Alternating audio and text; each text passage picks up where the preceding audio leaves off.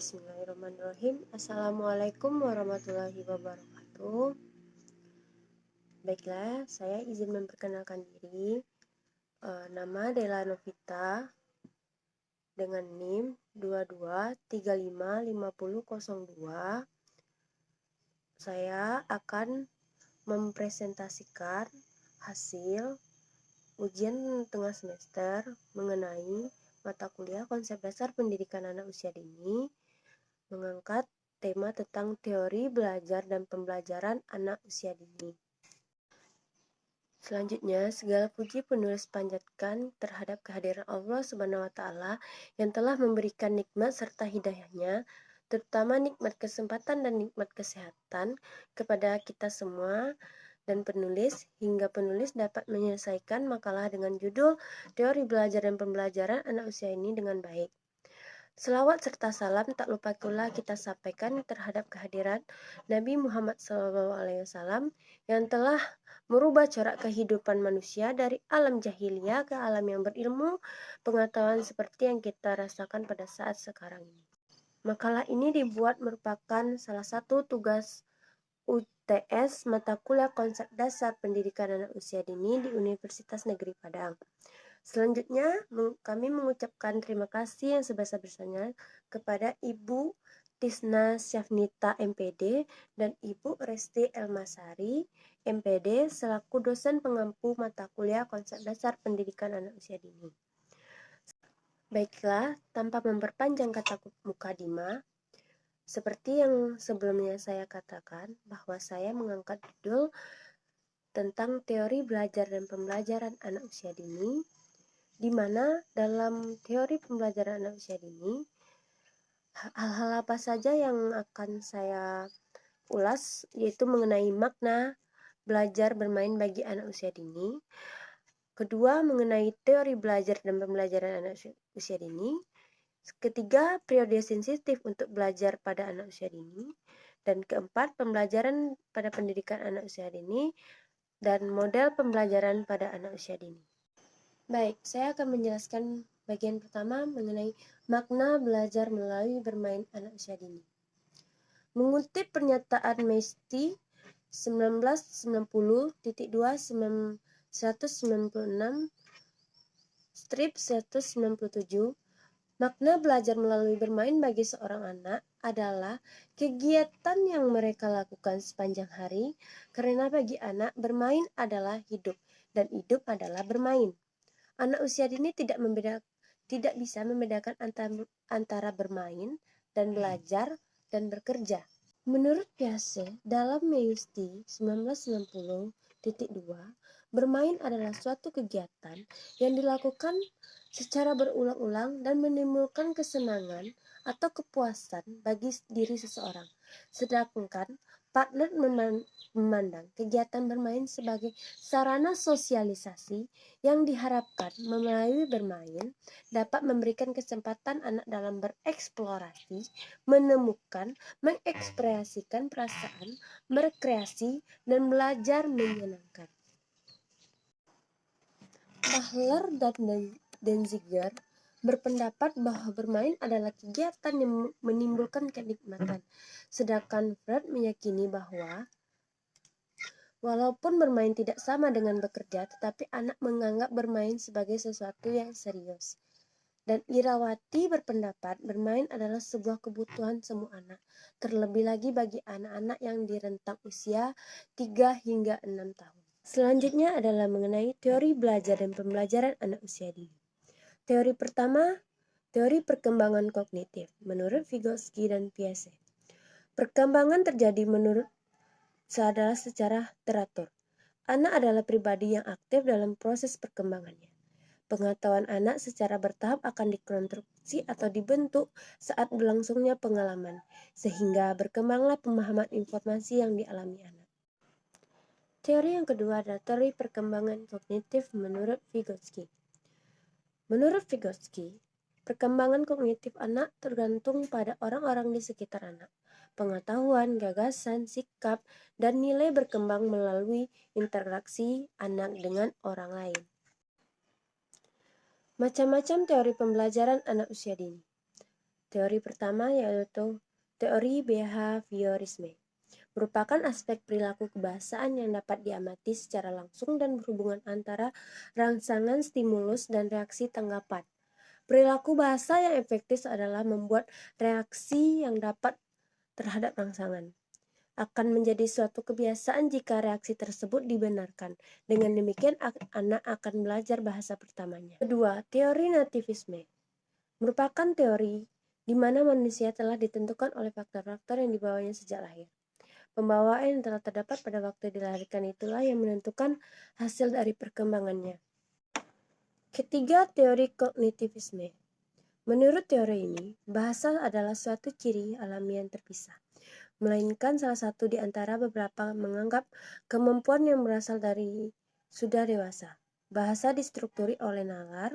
Perkembangan bahasa harus berlandaskan pada perubahan yang lebih mendasar dan lebih umum dalam kognisi. Selanjutnya adalah teori interaksionisme, adalah bahwa pemodelan bahasa merupakan hasil interaksi antara kemampuan mental pembelajaran dan lingkungan bahasa. Pemodelan bahasa itu berhubungan dengan adanya interaksi antara masukan input dan kemampuan internal yang dimiliki setiap pembelajaran. Selanjutnya, periode sensitif untuk belajar bagi anak usia dini. Periode pertama adalah periode sensitif untuk keteraturan dengan rentang usia 1,5 tahun hingga 4 tahun. Pada masa ini, anak menikmati kehidupan dengan keteraturan yang mereka buat sendiri. Mereka merasa aman dan nyaman. Ketika bayi yang dilahirkan ke dunia, kebutuhan dan keteraturan ini adalah proses transisi yang akan membantu mereka beradaptasi di dunia barunya. Ketika kebutuhan ini terpenuhi, anak-anak akan merasa bahwa dunia ini adalah tempat yang aman untuk hidup seperti saat mereka di dalam rahim. Selanjutnya adalah periode sensitif anak untuk gerak atau bergerak dengan rentang usia 0 hingga 2,5 tahun. Periode sensitif anak untuk gerak atau disebut dengan movements dibagi menjadi dua fase, yaitu fase 0 hingga sampai 2,5 tahun dan fase kedua 2,5 tahun hingga 4,5 tahun. Di fase pertama ini, anak sangat sensitif terhadap perkembangan motorik kasar ataupun motorik halusnya. Memasuki fase kedua, anak akan melanjutkan periode ini, namun lebih ke tahap penyempurnaannya. Ia akan terlihat lebih mampu mengkoordinasikan mata dan mengontrol pergerakannya. Selanjutnya adalah periode sensitif anak untuk keterampilan sensorik dengan rentang usia 0 hingga 6 tahun. Periode kepekaan ini ditunjukkan dengan ketertarikan anak pada sentuhan rasa, penglihatan, dan penciuman. Fase pertama kesadaran sensorik adalah saat di mana anak sangat peka dengan benda atau detail kecil terjadi pada usia 1 hingga 3 tahun. Lalu fase sensitivitas kedua di mana anak mulai bereksplorasi dan berkeinginan kuat untuk mengambil bagian dalam pemanfaatan panca indera yang terjadi di rentang usia 2,5 tahun hingga 6 tahun. Selanjutnya adalah periode sensitif anak untuk kemampuan bahasa, rentang usia 1 hingga 6 tahun. Kepekaan terhadap bahasa melibatkan 3 fase utama pada anak. 1. Bahasa lisan, bahasa tertulis, dan membaca. Periode sensitif untuk bahasa lisan adalah dari usia 7 bulan hingga 3 tahun. Pada fase ini, anak mulai meniru bagaimana seorang berbicara atau berkata-kata dengan melihat pergerakan mulutnya. Yang kedua adalah fase tertulis. Adalah dari usia 3,5 tahun hingga 4 tahun, di mana anak sudah mulai mengenal huruf alfabet atau berkata-kata. Yang ketiga adalah fase membaca. Biasanya terjadi dari rentang usia 4,5 hingga 5,5 tahun, di mana pada usia ini anak sudah mulai bisa Periode selanjutnya adalah periode sensitif anak untuk bersosialisasi, rentang usia 2,5 hingga 5 tahun. Di tahap ini, anak akan mulai belajar konsep persahabatan dan mulai berpartisipasi dalam suatu permainan kooperatif. Periode sensitif anak ini merupakan tahapan dan saat yang tepat untuk memperkenalkan pentingnya sopan santun dan prinsip interaksi manusia kepada manusia lainnya, seperti mengenalkan anak terhadap norma ataupun mengenalkan anak terhadap kata-kata yang merupakan kata-kata baik dalam lingkungan, seperti kata minta maaf, tolong, dan mengajarkan anak pentingnya sopan santun. Selanjutnya, periode sensitif anak untuk benda kecil. Pada periode ini, anak dapat melihat partikel kecil seperti debu di lantai, mengikuti jejak semut, dan tidak bisa mengalihkan pandangan dari seperti jerawat ataupun apapun yang benda kecil yang mereka amati. Hindari mempertanyakan atau mengganggu anak Anda yang sedang fokus mengamati sesuatu agar tidak merusak konsentrasinya. Namun, tetap berhati-hati jika anak Anda dalam fase oral dan sangat tertarik pada benda-benda kecil karena mereka mungkin memasukkan benda tersebut ke dalam mulut mereka sehingga dapat membahayakan anak. Lalu kita akan masuk ke dalam pembelajaran pada anak usia dini. Unsur utama dalam program pengembangan pembelajaran bagi anak usia dini adalah bermain. Tujuan program pembelajaran yang utama adalah untuk mengoptimalkan perkembangan anak secara menyeluruh serta terjadi komunikasi interaktif. Tujuan program pembelajaran adalah meletakkan dasar yang diinginkan terhadap perkembangan sikap pengetahuan, keterampilan, dan kreativitas yang diperlukan, serta strategi pembelajaran bagi anak usia dini. Selanjutnya, mengenai model pembelajaran anak usia dini. Terdapat beberapa model atau metode yang dapat kita terapkan dalam pembelajaran anak usia dini. 1. Model bermain.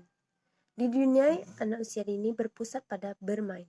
Sesuai dengan namanya, bermain menerapkan permainan sebagai pembelajaran terhadap siswa. Berdasarkan penelusuran literatur maupun pengamatan sepintas di lapangan. Selanjutnya, model bercerita. Model pembelajaran anak usia dini yang menggunakan teknik guru tentang bercerita mengenai suatu legenda, dongeng, mitos, atau suatu kisah yang di dalamnya disiapkan pesan-pesan moral tertentu. Selanjutnya, model menyanyi atau musik. Dengan metode pembelajaran, anak usia dini menggunakan nyanyian sebagai wahana pembelajaran pada anak. Model karya wisata, di mana anak didik di bawah bimbingan guru dibawa untuk mengunjungi tempat-tempat tertentu dengan tujuan belajar seperti mengunjungi museum, kebun binatang, ataupun sesuatu yang bisa membuat anak bereksplorasi. Selanjutnya, model demonstrasi. Demonstrasi berarti menunjukkan dan menjelaskan. Jadi, dalam demonstrasi kita menunjukkan dan menjelaskan cara-cara mengerjakan sesuatu kepada anak. Melalui demonstrasi, anak diharapkan dapat mengenal langkah-langkah sebuah pelaksanaan. Model pembelajaran klasikal adalah pola pembelajaran di mana dalam waktu yang sama, kegiatan dilakukan oleh seluruh anak sama dalam satu kelas atau secara klasikal. Model pembelajaran ini merupakan model yang paling awal digunakan dalam PAUD, dengan suasana pembelajaran pada umumnya sangat terbatas serta kurang memperhatikan minat individu anak. Selanjutnya, mode area. Dalam model area, pembelajaran berdasarkan area lebih memberikan kesempatan kepada anak didik untuk memilih dan melakukan kegiatan sendiri sesuai dengan bakat dan minat anak. Yang terakhir adalah model sentra. Adalah model pembelajaran berdasarkan sentra yang mempunyai ciri utama yaitu memberikan pijakan atau scaffolding untuk membangun konsep aturan, ide, dan pengetahuan anak secara konsep densitas dan intensitas bermain pada anak. Baiklah, sekian dari hasil presentasi saya.